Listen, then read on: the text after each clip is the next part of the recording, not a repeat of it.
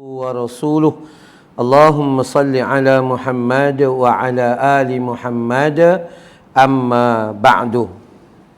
Alhamdulillah, bersyukur kita kepada Allah Subhanahu wa taala dengan nikmat dan rahmat yang masih diizinkan oleh Allah Subhanahu wa taala ke atas kita.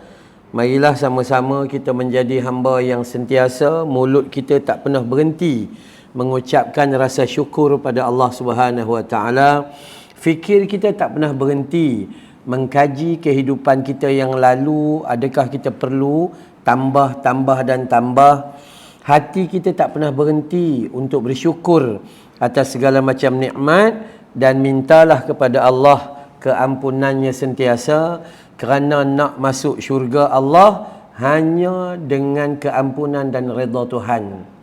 Kalau nak masuk syurga, nak ngarap ke baca Quran kita ni banyak tinggal dari buat, banyak kufur dari syukur, banyak engkar dari taat, banyak menguap daripada baca Quran, banyak terlena dan tertidur daripada tahajud. Begitulah namanya manusia. Ya, kita sama-sama betulkan. Baik. Pada hari ini dalam kuliah duha pada pagi ini, insya-Allah kita nak melihat sedikit kisah daripada penceritaan hadis tentang Sayyidatina Khadijah binti Khuwailid, iaitu isteri baginda Nabi sallallahu alaihi wasallam. Yes, sekadar untuk kongsi dan kita boleh ambil pengajaran daripada ilmu ini. Dan apatah lagi pada hari ini kuliah kita kuliah muslimat, jadi eloklah kita kenal. Sebab kita kenal banyak. Kita kenal Siti Nurhaliza, kita kenal Jennifer Lopez, kita kenal Priti Zinta. Tapi kadang-kadang kita tak kenal siapa isteri Rasulullah sallallahu alaihi wasallam. Kadang malu. Malah yang lebih teruk sekali, nama kita pun Khadijah tapi tak kenal Khadijah isteri Nabi. Nama kita Aisyah tapi tak kenal Aisyah isteri Nabi. Itu sangat bahaya. Jom. Okey, baik. Hadis yang pertama yang kita nak tengok pada pagi ini berhubung dengan Khadijah binti Khuwailid. Ya, Khadijah ni semua orang tahu kisah pernikahan dia dengan Nabi. Ada perbincangan sedikit yang mengatakan dia ketika menikah umurnya 40 dan Nabi 25. Ada kajian daripada Ibnu Katsir mengatakan beza jauhnya umur tu tak keterlaluan sangat. Bukan 40 hingga 25. Kata beza lebih kurang 5 ke 10 tahun macam tu sahaja. Dan juga Khadijah pernah bernikah 2 kali sebelum menikah dengan Nabi SAW.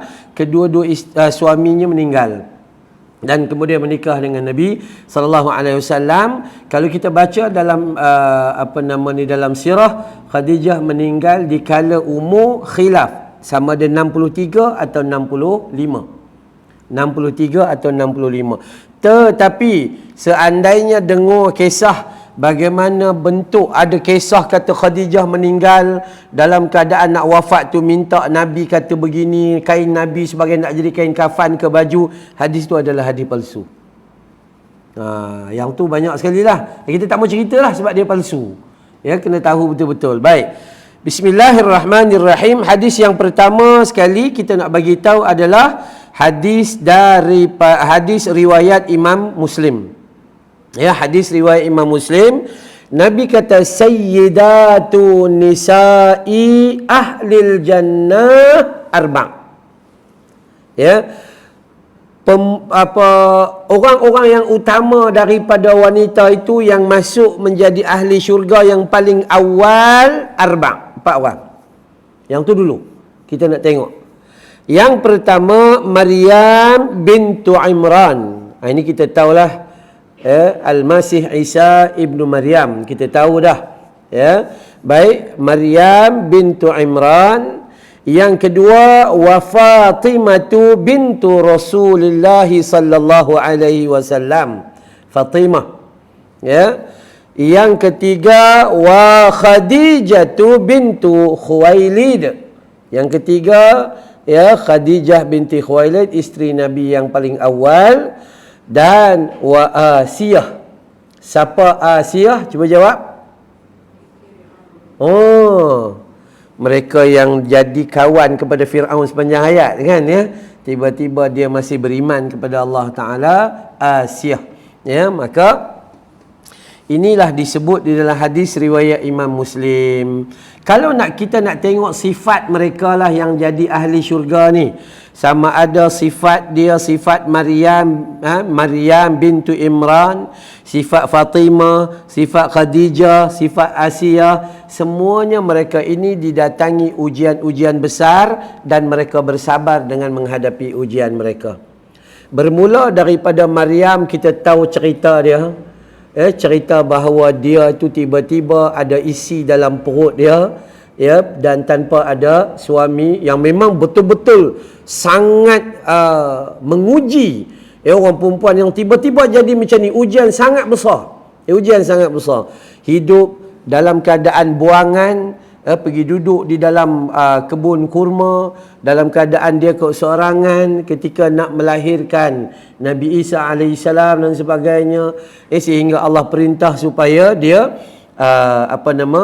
tepuk ataupun kita ada setengah orang kata, dia kata goyang pohon kurma. Tak mampu kita nak goyang pohon kurma sebenarnya, ya, tepuk pohon kurma macam tu, maka buah kurma yang gugur tu maka makanlah.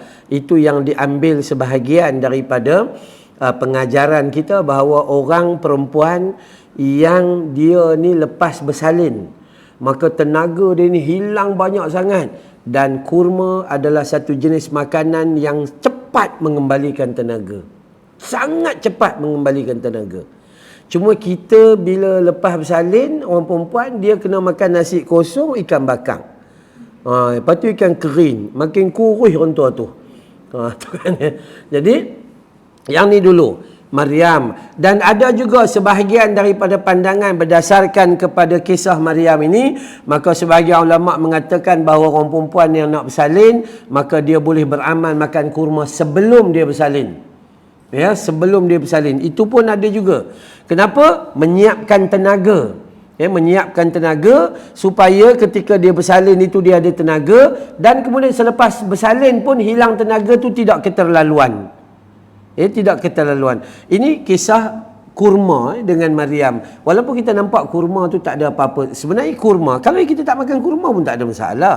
Cuma kita ambil makanan yang lebih kurang sifat dia macam kurma, iaitu segera mendatangkan tenaga. Sebab tu Nabi bila berbuka puasa makan kurma dulu. Bila dia makan kurma dulu 3 biji itu, maka selepas itu tenaga dia mudah sampai. Kita tak makan kurma dulu. Kita mi hailam, mi bandung, nasi biryani. Saat lagi maghrib dekat masuk isyak. Tarawih menguap. Kan? Okey, baik. Dan dalam bab apa kita panggil kurma ni, sunnah. Memang ada sunnah makan kurma ajwa atau kurma apa yang kita ada 7 biji 1 hari. Maka Nabi janji tidak akan datang penyakit kepada diri kita, penyakit yang besar-besar tak ada. Tapi haruslah jangan makan time dah kena darah tinggi, time dah kena kencing manis, lagi cepat mati. Nabi ngajar pada kita makan tu sebelum sakit. Anak-anak kita, anak cucu kita sekarang ni sepatutnya disuruh makan, bukan kita. Kita kencing manis dah lah pagi-pagi cek 13. Makan pula 7 biji 21. Iya. Ilmu ni kena tengok sungguh-sungguh, bukan dengar macam tu je, dia kena tengok sungguh-sungguh. Wanita kedua, Fatimah binti Rasulullah sallallahu alaihi wasallam. Dia ni akan duduk dalam syurga di kalangan wanita yang terawal masuk syurga Allah Ta'ala. Kenapa? Fatimah juga diuji walaupun dia anak pemimpin agama Rasul, tapi rumah dia pun tak ada bibik. Kadang dia mengadu dengan Nabi SAW, mengadu dengan ayah dia, tangan dia sakit. Ya, buat apa? Giling tepung. Ya, kita tumbuk tepung dan sebagainya. Lah senang, kita tekan blender, blender pun kadang-kadang tak pakai, beli yang siap dah. Blender tu beli susun kat atas meja tu buat hiasan, 3 tahun beli, tak buka-buka kotak. Tu kan dia. Tapi hak ni Nabi SAW ada anak Fatimah, maka Fatimah ni dia pun ujian dia besar. Ujian dia besar dan dia di kalangan orang yang kedua yang diletakkan masuk syurga awal. Yang ketiga ni dalam bab yang kita nak mengaji tentang Khadijah binti Khuwailid. Yang mana Khadijah ini pada hakikatnya lah, kalau dia nak menikah dengan Rasul sallallahu alaihi wasallam, Muhammad sallallahu alaihi wasallam ketika itu bukan ada apa-apa. Bukan ada harta banyak. Khadijah pula harta banyak. Orang yang harta banyak ni kalau dia nak menikah dengan orang lelaki, dia mesti nak lelaki harta banyak juga. Kalaulah dia menikah dengan orang-orang bujang yang tak ada harta, tak lama habis duit dia. Tapi Khadijah tak pandang dari sudut tu. Khadijah pandang dari sudut keamanahan, aminnya dia, jujurnya dia. Ketika Nabi SAW, dia ketika sebelum diangkat menjadi Rasul, sudah mengenderai atau kita panggil menguasai apa yang dibawa oleh Khadijah dalam perniagaan itu. Dan perniagaan menjadi makmur. Perniagaan menjadi makmur. Kemakmuran siapa yang jaga Nabi ni daripada awal lagi.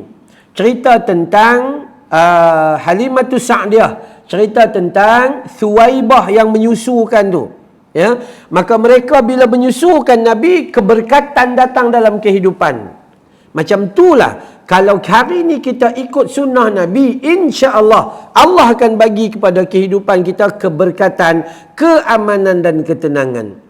Kalau kita duduk dalam keadaan huru-hara hidup kita, tu rasa tak cukup, ni rasa tak cukup, ini sana bergaduh, sini bergaduh, hati-hati. Takut kita jauh daripada sunnah, jauh daripada ketenangan. Itu Khadijah binti Khuwailid. Dan kita semua tahu, cuma kadang-kadang buat tak tahu. Nabi balik daripada Gua Hira ketika berhadapan dengan ayat yang pertama turun, ayat 1 sampai 5 dari surah Al-Alaq. Firman Allah atau wahyu pertama, Allah kata, Iqra bismi rabbikal ladzi khalaq, khalaqal insana min 'alaq, Iqra wa rabbukal akramul ladzi 'allama bil qalam, 'allamal insana ma lam ya'lam. Ayat yang pertama turun. Kita sampai tua tak apa-apa 5 ayat tu pun. Merapu sungguh. Cuba duduk sekejap lah. Duduk saja-sajalah. Iyalah. 1400 tahun lebih dah ayat tu turun. Bukan ayat surah tu penuh. 5 ayat pertama saja. Sampailah tak hafal. Yang kita hafal, ku tanam selasih. Tu. Hanya kita saja yang boleh menyedarkan diri kita.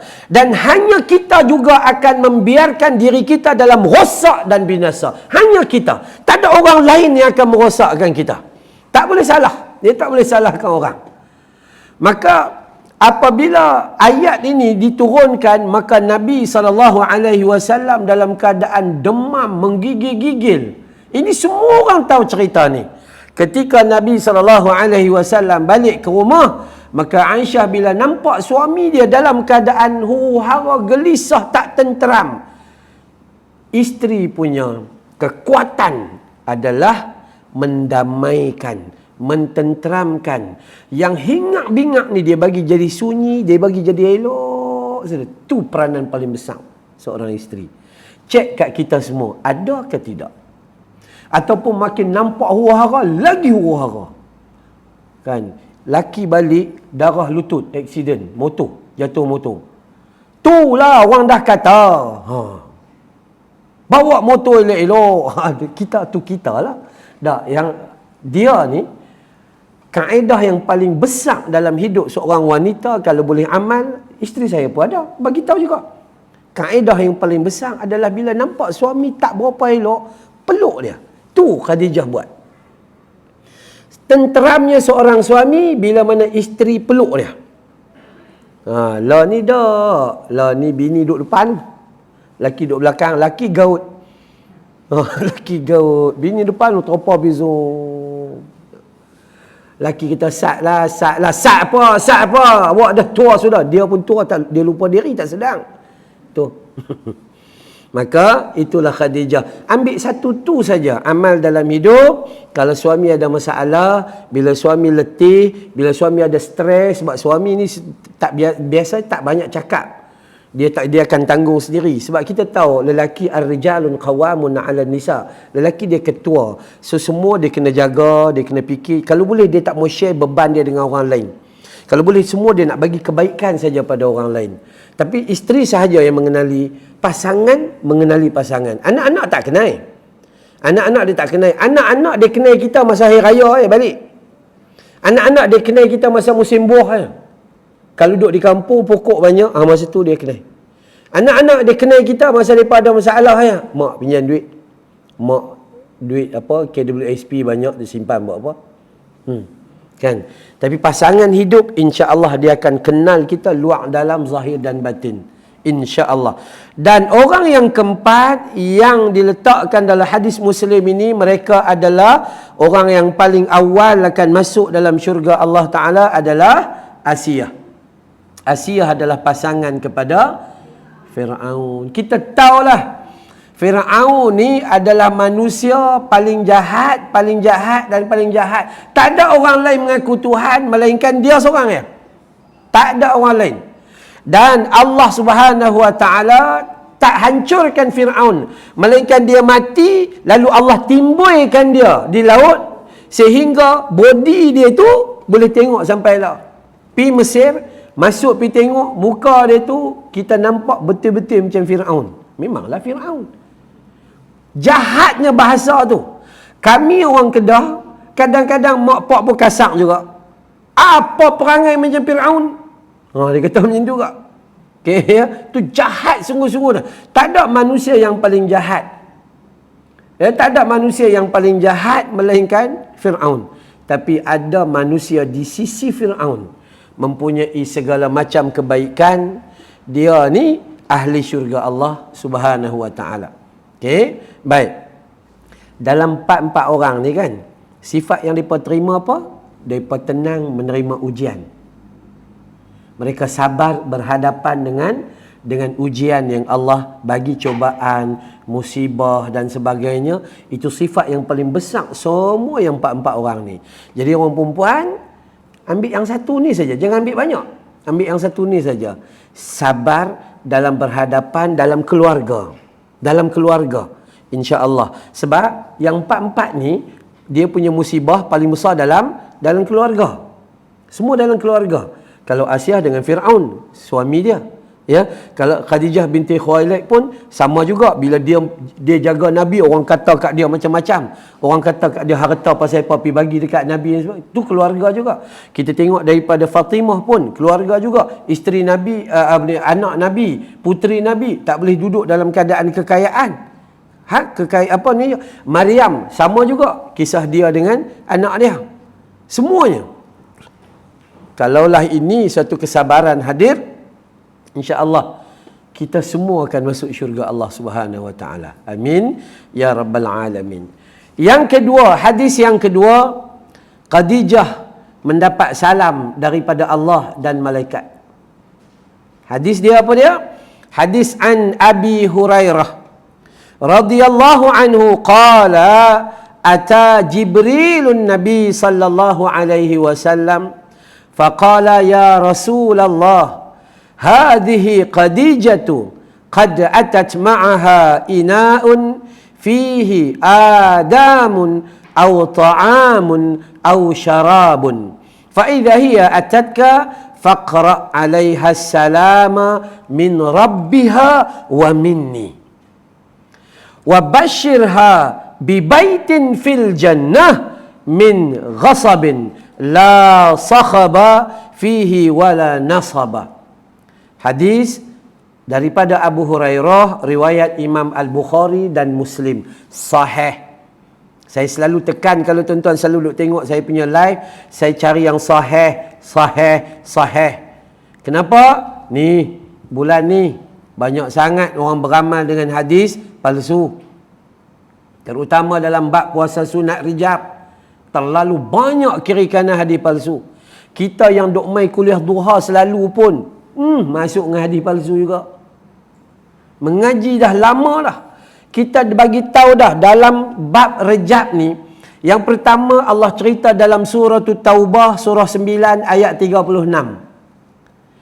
Inna iddatasy syuhuri 'indallah 12 syahran. Di sisi Allah bilangan bulan ada 12 bulan. Minha arba'atun hurum. Dalam 12 bulan tu ada 4 bulan al-haram, bulan mulia. Kan ya? Itu yang disebut. Kat mana bila disebut? Fi kitabillah yauma khalaqas samawati wal ard. 12 bulan tu Allah cipta pusingan dia tu semenjak Allah cipta langit dan bumi lagi. Surah Taubah surah 9 ayat 36. Habis tu macam mana nak tahu yang bulan Rejab tu? Nabi bersabda dalam hadis riwayat Imam Al-Bukhari.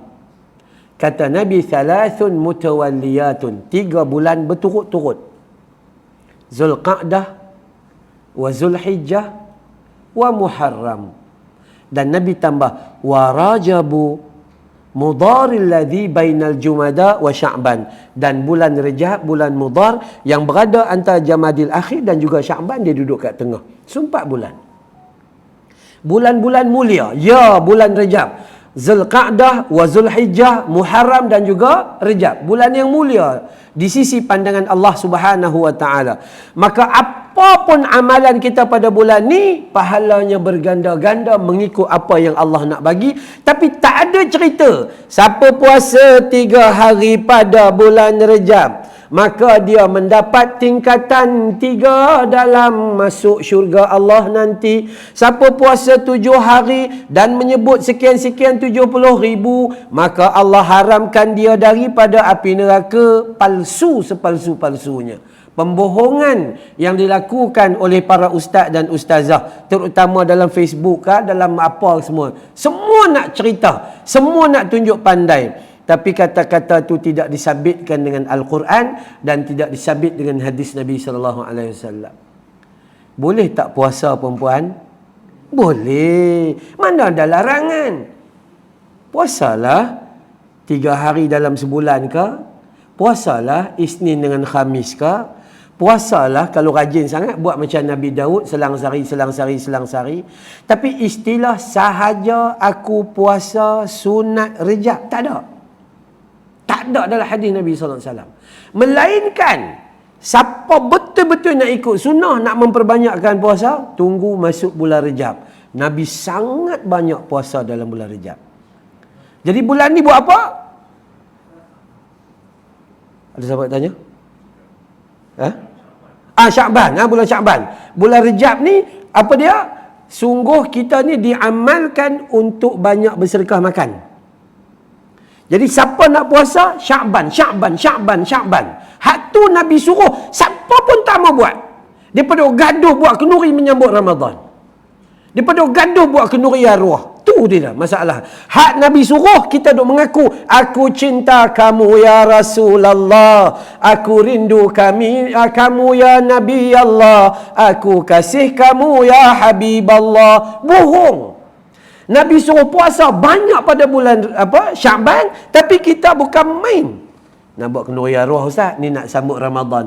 Agama tak mengajar. Ustaz saja nak buat kenduri sikit menyambut Ramadan. Tak ada, agama tak mengajar. Masa tu kita kena puasa. Bila nak buat kenduri, Rejab. Bila nak belanja orang makan, Rejab. Bila nak berimpun, nak beranak, Rejab. Itu sebelum PKP. Nanti PKP kan lagi tak boleh pula. Tu je. Tapi kita selalu buat terbalik. Hak Nabi suruh, tak mau buat. Yang Nabi tak suruh, kita pulun tak berhenti-berhenti. Sebab tu di mana-mana saya kata kesahihan itu penting dalam ilmu. Ustaz pening ustaz ustaz kata macam lain, ustaz tu kata macam lain, ustazah tu kata macam lain, pening. Yang pening makanlah Panadol.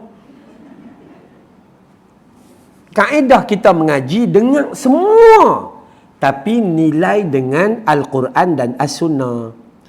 Bila orang bagi tahu kat kita, hendaklah kamu mengamalkan 3 perkara. Baru-baru ni ada seorang ustaz daripada utara kot.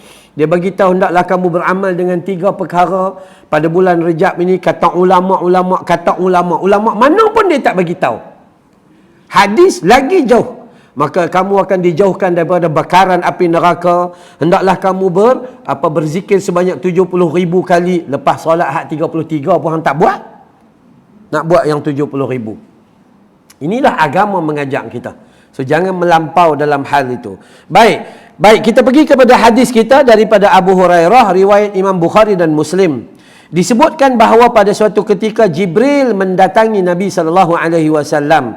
Lantas Jibril berkata, "Wahai Rasulullah, ini kejap lagi Khadijah datang." Jibril tahu. Ya, Jibril tahu benda yang gaib ni. Jibril kata, "Ya Muhammad, sat lagi Khadijah datang. Dia akan datang membawa wadah yang berisi lauk pauk, makanan dan minuman yang sedap-sedap." Ketika itu Nabi berada dalam gua. Okey, Nabi berkhalwat. Itu guna bahasa tu. Guna yang betul. Berkhalwat maksudnya bersendirian dengan Allah Ta'ala.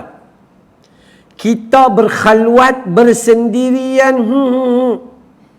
Akhirnya kena tangkap. Ya. Salah guna. Okey. Apabila dia datang kepada engkau, maka sampaikanlah salam dari Allah dan salam dariku kepadanya. Tu dia. Malaikat Jibril datang. Ya Muhammad. Sekejap lagi Khadijah akan datang untuk bawa makanan dan minuman kepadamu. Sampaikan kepada Khadijah bahawa Allah kirim salam pada dia, aku kirim salam pada dia. Subhanallah, Maha Suci Allah. Dan kemudian selain itu bagi tahu dekat dia bahawa rumahnya di dalam syurga Allah buat daripada emas dan perak. Di dalam rumah tu tak ada kebisingan, tak ada kepayahan, melainkan kedamaian.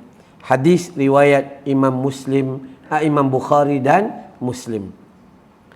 Ada pengajaran besar untuk kita dekat sini.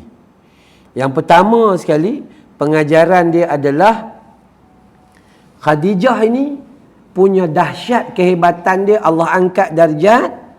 Allah ni bagi dia kekuatan. Dia duduk di rumah, laki dia duduk jauh. Dia fikir, apa aku nak bagi kat laki aku? Kan? Suami nak pergi kerja, awak tu suri rumah. Apa awak nak buat untuk dia paling tidak sarap dulu sikit ke? Atau ada bekai sikit dah? Apa yang aku nak buat macam Khadijah buat? Apa yang suami aku makan? Cokodok pisang, tu saya lah. Tepung talam, tu pun saya. Kari pak pusin, tu pun saya. Yang lain, saya tak suka. Kan ya? Hak tu. Jadi isteri saya, dia kena cari yang tu. Jadi puan-puan mengenali pasangan. Jangan pi macam tu. Suami kata, tak ada apa-apa. Tak apalah, abang saya singgah mana-mana kedai mamak je lah. Kalau tak, hang tak bagi tahu pun tak apa. Kalau takat nak singgah. Pengajaran pertama orang perempuan, cuba khidmat kepada suaminya. Dengan tengok dia bawa apa. Dia cuba masak benda-benda yang sedap-sedap kepada suami dia. Yang paling sedap. Bukan paling simple. Dia bukan paling simple. Paling sedap. Apa yang dia rasa dia nak bagi pada suami, dia tahu itu kesukaan suami dia. Dia buat paling sedap. Dia masuk dekat Cik Nom. Apa Cik Nom? Cik Nom ke? Dia masuk dalam YouTube punya ni semua. Belajar. Nak bagi sedap. Ya, nak bagi sedap. Dia buat apa sahaja. Yang tu. Bukan kata, bang, hari ni tak ada apa, ada nasi goreng bodoh ya kita. Nasi goreng bodoh. Kalau pi Melaka ada mi goreng bodoh Hasan. Bukan mi goreng Hasan bodoh, bukan. Hasan tu tak bodoh. Mi goreng bodoh Hasan. Pi Melaka. Bodoh sungguh. Mi tu kosong ya. Tu pun orang beratuk panjang. Kan ya? Maka ataupun makanan dan minuman. Orang perempuan ambil perangai yang ada pada Khadijah. Sediakan makanan, sediakan minuman. Kenapa? Adakah dia jadi hamba abdi dalam rumah? Bukan. Itulah sebahagian daripada amal ibadah yang akan dinilai besar oleh Allah Subhanahu Wa Taala. Itu usaha. Jangan paksa diri, tapi usaha untuk menambah kebaikan demi kebaikan. Pengajaran kedua, yakni lihatlah indahnya yang berlaku kepada Khadijah bila mana malaikat datang dan bagi tahu kepada Nabi, ya Muhammad, saat lagi Khadijah mai kirim salam, bagi tahu kat dia Allah kirim salam dan aku kirim salam. Kita ni manusia pun tak mau kirim salam dengan kita, meluat tengok kita. Meluat, ya kan ya. Dalam bab kirim salam kena mengaji juga. Ada orang kata, ustaz, adakah saya perlu kata macam mana ya? Okey, contoh perempuan jumpa dengan isteri saya, ustazah, nanti kalau jumpa ustaz kirim salam, contoh kan? Ataupun ustazah, nanti kalau jumpa ustaz kirim assalamualaikum warahmatullahi wabarakatuh. Mana satu ni kan? Maka jawabannya adalah, ustazah, nanti kalau balik rumah jumpa ustaz kirim salam nah, dah cukup. Ada pula kita pandai-pandai kata tu, kirim salam, assalamualaikum warahmatullahi wabarakatuh. Tak ada. Jibril kata macam tu, ya Muhammad sallallahu alaihi wasallam, nanti bila Khadijah datang kirim salam, bagi tahu kat dia Allah kirim salam, aku kirim salam. Habis. So macam mana kita nak jawab salam? Okey, katalah ada orang datang, ustaz, orang pesan kirim salam, saya ni sampai kirim salam kat ustaz. So orang tu datang bagi tahu, maka saya jawab wa alaika wa alaihis salam. Bukan jawab dia waalaikumsalam, bukan. Kalau kita jawab waalaikumsalam, orang yang kedua di hadapan kita. Sebab tu kita jawab dua, wa alaika untuk kamu sejahtera, wa alaihis salam untuk dia yang kirim pun sejahtera. Okey, itu yang paling baik sekali. Cara jawapan, bila orang kata, ustaz, Nuha, kakak tu tak tahulah apa, tak tahu dia macam ni. Niha dia bekai, karipak pusin. Okey, dan dia kirim salam. So apa saya jawab? Orang yang bawa tu saya kata kat dia wa alaika, dan kemudian untuk kakak tu saya jawab wa alaihis salam. Ya, wa alaihis salam.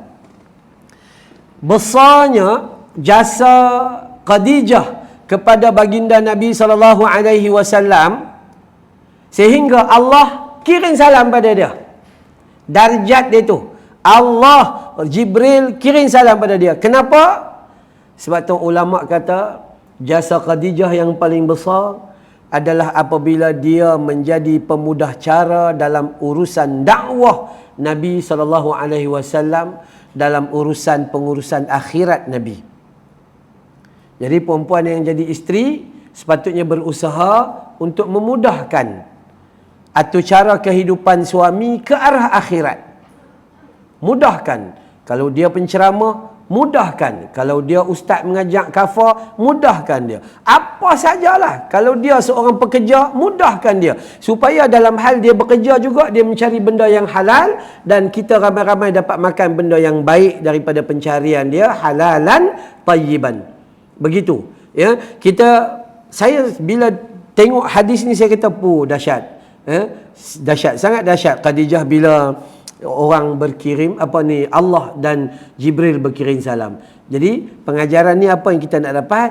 Pengajaran dia adalah jadilah isteri yang memudahkan urusan suaminya untuk cari akhirat. Okey. Dan kemudian apa lagi pengajaran daripada tang ni saja? Jadilah orang yang sentiasa berkirim salam. Ingat kepada orang lain walaupun tak jumpa. Akak, jangan lupa kirim salam kat kawan tu gini. Cukup. InsyaAllah Allah akan kirim salam kat kita. Apa maksud Allah kirim salam? Allah utuskan orang lain juga ingat kat kita juga. Tapi kalau kita tak pernah ingat kepada orang lain, jangan harap untuk kita diingati oleh orang lain. Ya. Dan satu lagi, atas hebat tingginya darjat yang diangkat oleh Allah atas Khadijah binti Khuwailid yang menguruskan dan memudahkan usaha Nabi dalam menyebarkan Islam ini, maka Allah bagi kepadanya sebuah rumah dalam syurga buat daripada emas dan perak.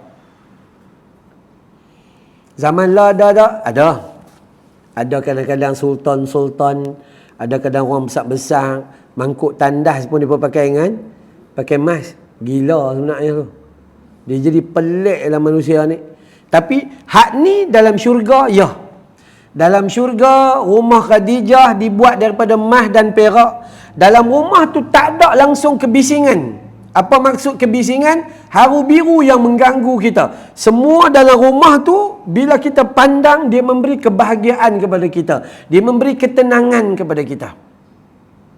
Sebab tu, kalau perempuan tengok dalam satu hadis, di mana nak jadi isteri yang salihah ni, kalau nak bina keamanan rumah, salah satu daripada dia apabila suami balik, dan kemudian pandang isteri dia tu, isteri menjadi qurrata a'yun, penyejuk mata suami. Tengok-tengok, Allahu Akbar, Subhanallah, Maha Suci Allah. Tu, dia rasa tenang je. Ini kawan tu motor pun tak dan tungkat lagi. Bang, awak lambat balik. Dia tak tahu orang tu tadi jam. Kami tadi keluar atas highway, lori terbalik. Duk rasa lambat dah, ingat nak WhatsApp dah, ingat tak apa kot, nanti alhamdulillah sampai juga. Bang, awak ni, awak orang Kedah kan cakap orang putih, what? Tu kan. Jadi orang Kedah main macam tu, no. Sedap no, dia kata gitu, no, dia kata. Ya, maka sepatutnya jadi macam tu. Jadi qurrata a'yun, penyejuk pandangan mata. Dalam rumah tak sepatutnya ada kebisingan, melainkan dalam rumah kita ada ketenangan. Sebab tu kalau kita tak dapat di dunia ni, contoh, Ustaz, saya tak dan nak rasa tenang Ustaz, oi. TV tak tengok, radio pun tak dan dengar. Dengan anak ada 12 Ustaz. Alhamdulillah. Kalau Allah bagi haru biru sat di dunia, kita tetap sabar, Allah akan bagi macam mana Allah bagi kepada Khadijah binti Khuwailid kepada kita. Ingatlah janji Allah Subhanahu Wa Taala. Allah tidak pernah zalim kepada hambanya, melainkan Allah akan bagi sesuai dengan apa yang layak diterima oleh hambanya. Maka berusahalah untuk bina rumah kita dalam syurga, bukan bina rumah kita di dunia. Bulan Rejab tak masuk Syakban lagi, cat rumah dah nak raya. Kes ni dia naik bom, huru-hara satu Malaysia.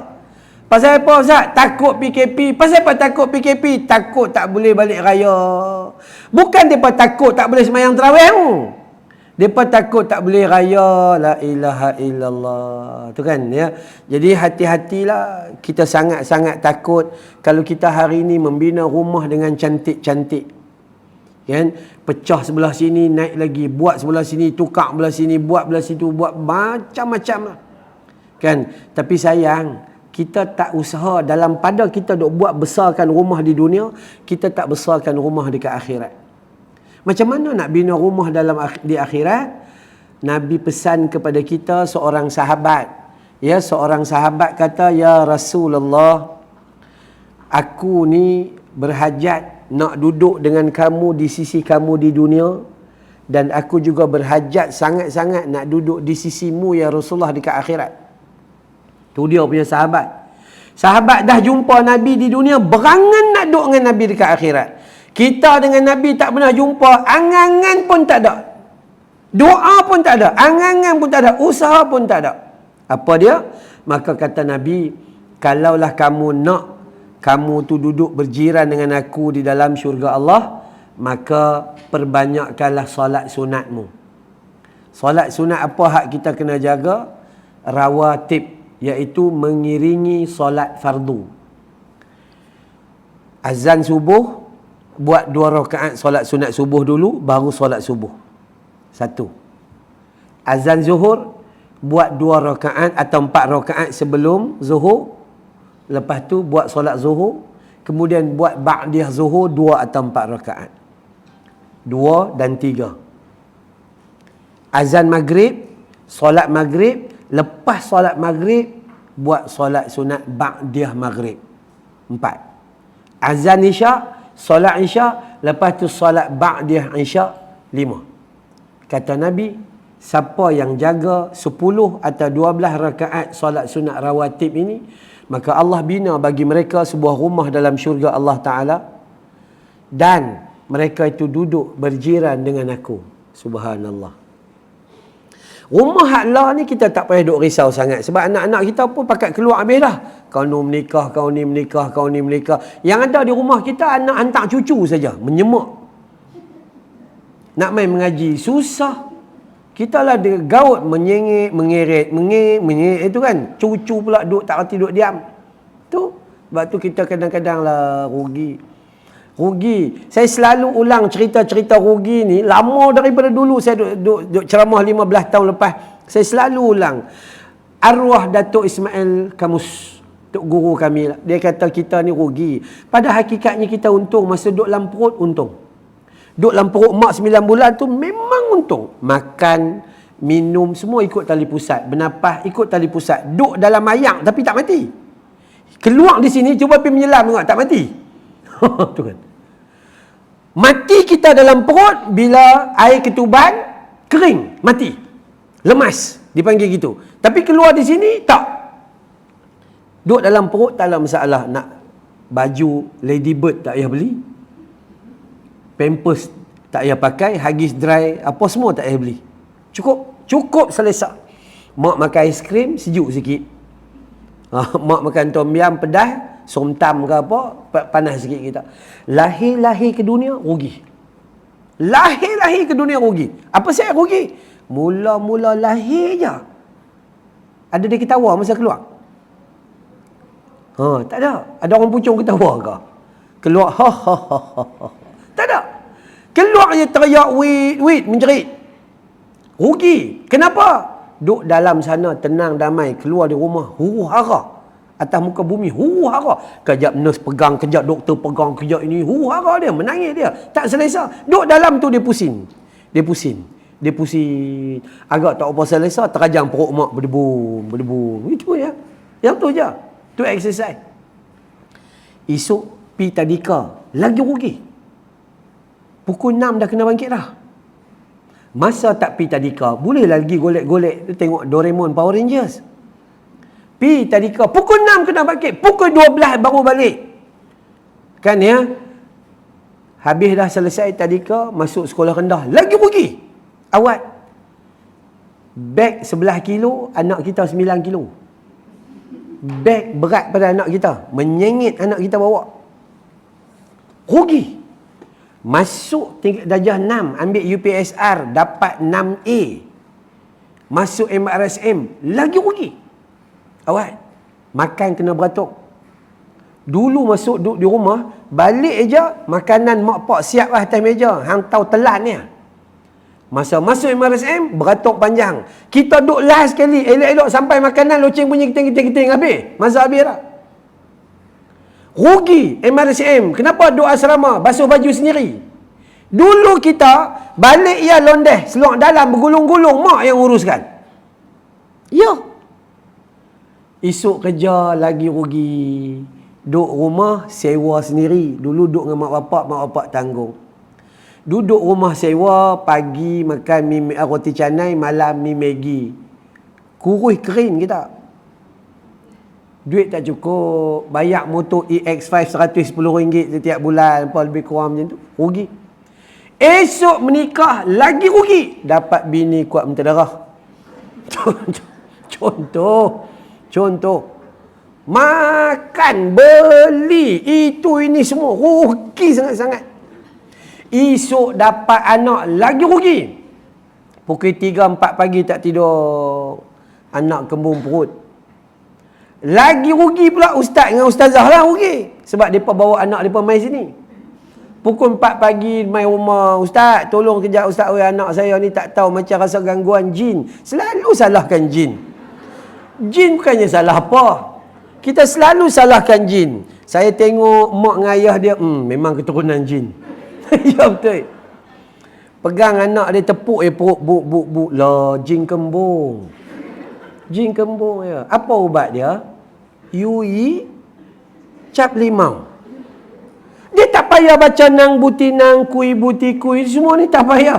Boh ya yuyi cap 5, bacalah bismillah sikit. Kalau hafal doa, hafallah Bismillahirrahmanirrahim. Gosok. Allahumma adhibil ba'sa rabban nas ishfi wa anta syafi la shifaa illa shifauka shifaan la yughadiru saqama wa idza maridtu fahuwa yashfin. Baca dekat-dekat mana, baca tepuk, kentut budak tu tak berhenti. Mak pak bodoh macam tu. Anak kembung pun tak reti, bukan anak sakit jantung. Tu jadi masalah. Kan dia, rugi tak? Rugi. Pukul 3-4 pagi, ustaz pun rugi je dah macam ni, sakit kepala, tak boleh nak tidur. Esok dah dapat cucu, pun rugi. Awat, mereka tinggal cucu kat kita, mereka pergi makan angin, kita pergi mana pun tak boleh pergi. Cucu pula jenis-jenis melompat sana, melompat sini. Cucu pula ni kalau bawa main masjid, ni lari main depan, pegang mic Tok Imam, halo. Ya. Kan? Cucu dengan nenek ngatuk lebih kurang sama. Tu kan. Maka Maka sebab tu kita dalam hidup kita rugi sebenarnya. Illal ladzina amanu. Orang beriman tak rugi. Orang beriman dia lahir saja tangisan dia tu pahala. Orang beriman apabila dia lahir saja dia membebankan mak dia beli pampers, hagis dry, pet, mak dia berbelanja, mak dia dapat pahala, ayah dia berbelanja, ayah dia dapat pahala asbab ada anak ni. Orang beriman anak dia menangis nak kena beli ubat buat rawatan, belanja mak, penat ayah, semua mak dengan ayah dapat pahala. Esok pi ke sekolah bawa hak 11 kilo tu sampai bawa macam ni, terlentang anak kita macam tu pun dapat pahala. Belajar ilmu dapat pahala. Pi kerja, keluarkan belanja sendiri. Dulu mak pak duk belanja, lah ni kita belanja sendiri, pun pahala besar untuk kita. Menikah dapat bini kuat menterdarah tadi tu, pun dapat, lagi makan lagi dapat pahala, lagi makan lagi dapat pahala. Kan? Jaga cucu pun dapat pahala. Itulah nikmat dia. Illal ladzina amanu. Maka di dunia ni nak lari daripada kebisingan tak. Khadijah pun tak dapat. Di dunia ni nak lari daripada kepayahan tak. Siapa nak rehat tak payah hidup. Atas muka bumi Tuhan, bukan waktu rehat. Sebab tu Nabi kata ketika mati, kematian itu adalah istirahat yang sangat panjang. Oh ya ke Ustaz? Mati. Bila mati tak ada lah. Bila dah mati tak payah main mengaji dekat masjid kita. Bila dah mati bila pi bilayang tak payah bayar dah. Bila dah mati orang mengata kita pun tak payah dengar kita. Bila dah mati main PKP ke apakah kita pun tak masuk dengan bab ni dah. Mati rehat. Tak payah susah hati. Ya, baik. Selesai yang kita cerita yang bab kedua ni apa? Hebatnya Khadijah apabila Allah dan Jibril kirim salam kepada Khadijah binti Khuwailid. Alhamdulillah ada 483 orang Facebook. Ni dalam dekat ni ada 490 orang contoh. Okey. Baik, dan pergi kepada bab yang ketiga. Khadijah adalah golongan yang termasuk dalam kalimah yang dipanggil as-sabiqunal awwaluna. Kelompok yang paling awal memeluk Islam. As-sabiqun al-awwalun, iaitu kelompok yang awal memeluk Islam. Sebab tu mereka masuk syurga dulu. Dan Khadijah adalah orang yang pertama daripada sejarah manusia masuk Islam, daripada manusia biasa, dan wanita yang pertama memeluk Islam. Ui, dahsyat. Okey, ini disebutkan dalam kitab Ar-Rahiqul Makhtum Syekh Safiur Rahman Al-Mubarakfuri. Dia ni golongan yang dipanggil as-sabiqunal awwalun. Ya, dia ni adalah orang yang pertama masuk Islam, dia ni adalah wanita yang pertama masuk Islam. Boleh rujuk dalam kitab Sirah Rahiqul Makhtum Syekh Safiur Rahman Al-Mubarakfuri. Dan kemudian hadis yang terakhir, yakni bahagian yang keempat, sebuah hadis yang dibawa daripada Aisyah radhiyallahu anha. Ya, Aisyah radhiyallahu anha, hadis ini riwayat Imam Ahmad di dalam Musnad Imam Ahmad. Kana Nabi sallallahu alaihi wasallam idza dzakara Khadijah athna 'alaiha fa ahsana ath-thanaa'a qalat faghirtu yawman faqultu ma akthara ma tadhkuruha hamra'a ash-shidq qad abada laka Allahu 'azza wa jalla biha khairan minha qala ma abdalani Allah 'azza wa jalla khairan minha qad amanat bi idh kafara bin nasu wa saddaqatni idza kadzdzaba banin nas wa wasatni bima liha idh haramani nas wa razaqani Allah azza wa jalla waladaha idh haramani auladan nisa'i. Panjang hadis ni. Aisyah kata, ya, apabila Nabi SAW menyebut-nyebut tentang Khadijah selepas Khadijah meninggal, Aisyah dia menikah dengan Nabi 3 tahun selepas kewafatan Khadijah. Aisyah bukan isteri kedua, dia isteri yang nombor 3 dinikahi Nabi. Pertama Khadijah tidak dipoligami. Meninggal Khadijah, Nabi menikahi Saudah, isteri dia yang paling tua dalam semua isteri-isteri, Saudah. Semasa menikahi Saudah, maka Saudah itu dia membenarkan Nabi menikah dengan Khadijah. Jadi selepas 3 tahun kewafatan tu barulah Aisyah menikah dengan Nabi SAW. Baik. Tapi Aisyah ni dia tengok apabila Nabi SAW menyebut-nyebut nama Khadijah, Nabi akan memuji-mujinya, Nabi akan berkata perkara yang elok-elok. Maka Aisyah berkata, pada satu hari aku rasa cemburu. Dan aku katakan, betapa banyak engkau sebut tentang orang yang kemerahan rahangnya. Apa maksud dia? Nak cakap apa lagi, orang tua tu tua dah, mati dah. Oh, dia kata, Aisyah, mulut dia macam tu. Sebab apa? Aisyah pun manusia. Dia kata dia bercakap dengan Nabi ni. Dia kata, duk sebut apa lagi orang tua tu? Mati lama dah orang tua yang, apa sangat? Lebih kurang macam tu. Ada hadis-hadis lain yang bercerita tentang kisah bagaimana ungkapan Aisyah. Dan kemudiannya Aisyah kata apa? Tak payah duk sibuk dengan orang tua tu. Sesungguhnya Allah telah gantikan kepadamu ya Rasulullah wanita muda yang lebih baik daripada tu. Dialah. Ni dengar bagi elok bagi faham. Maka Nabi SAW bersabda, Allah tidak gantikan aku dengan orang yang baik daripada Khadijah. Tak ada. Siapa pun mai selepas Khadijah, tak ada siapa yang boleh challenge dengan Khadijah. Dia, kata Nabi, beriman denganku ketika orang ramai tidak beriman kepadaku. Saat mula-mula Nabi berdakwah, dia orang pertama menyahut seruan Islam. Mengucap kalimah La ilaha illallah Muhammadar Rasulullah. Itu kata pertama Nabi. Mana mungkin aku tak sayang dan kasih kepada dia bila mana dia orang yang pertama beriman dengan dakwahku. Mana mungkin aku tak jatuh kasih kepadanya. Kenapa? Dialah yang membenarkan semua dakwah dan kata-kataku dikala orang lain tak percaya kata-kataku. Waktu tu besar punya ujian. Dan seterusnya, mana mungkin aku tidak jatuh cinta dan kasih kepadanya. Kerana dia memberikan seluruh hartanya untuk aku berdakwah, sedangkan orang lain menahan harta daripada membantu aku. 3. Dan yang keempat, Allah telah merezekikan aku mendapat anak melalui isterinya Khadijah, dengannya tidak merezekikan dengan wanita lain. Ada 4. Kenapa Nabi sayang dekat Khadijah? Sayang dia itu nampak clear. Kenapa clear?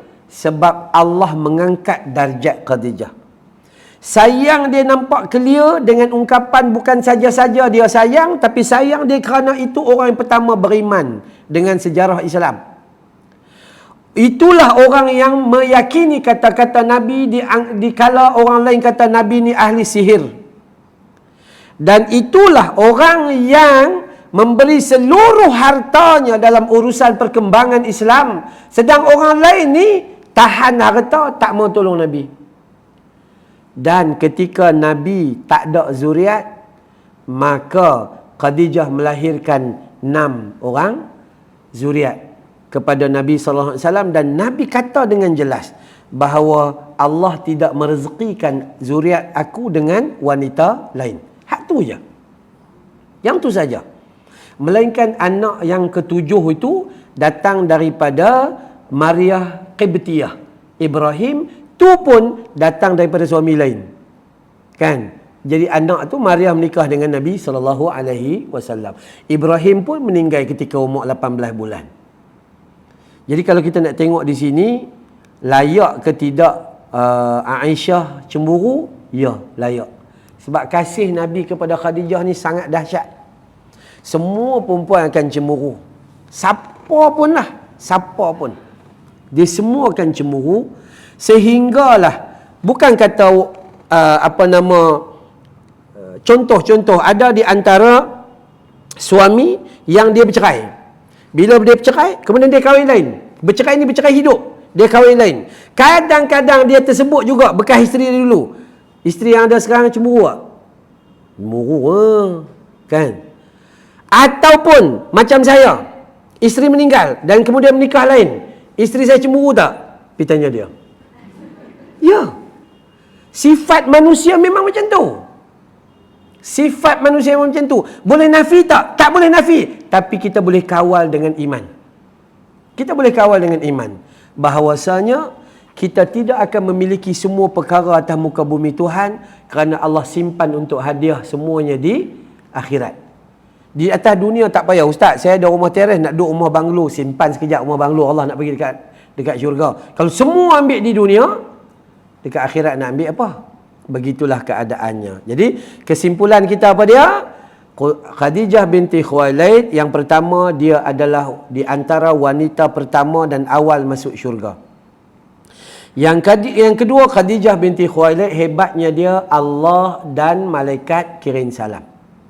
Yang ketiga, hebatnya Khadijah binti Khuwailid adalah dia adalah manusia pertama dan wanita pertama yang masuk Islam. Dan yang keempat, hebatnya Khadijah binti Khuwailid apabila Nabi mengiktiraf dia dengan penuh kasih dan sayang kerana pengorbanan yang dia buat terhadap Nabi sallallahu alaihi wasallam, sehingga Allah menyediakan sebuah rumah yang dibuat daripada emas dan perak, yang tak ada kebisingan, tak ada keriuhan atau sebagainya, melainkan ketenangan. Wallahu a'lam, insya-Allah.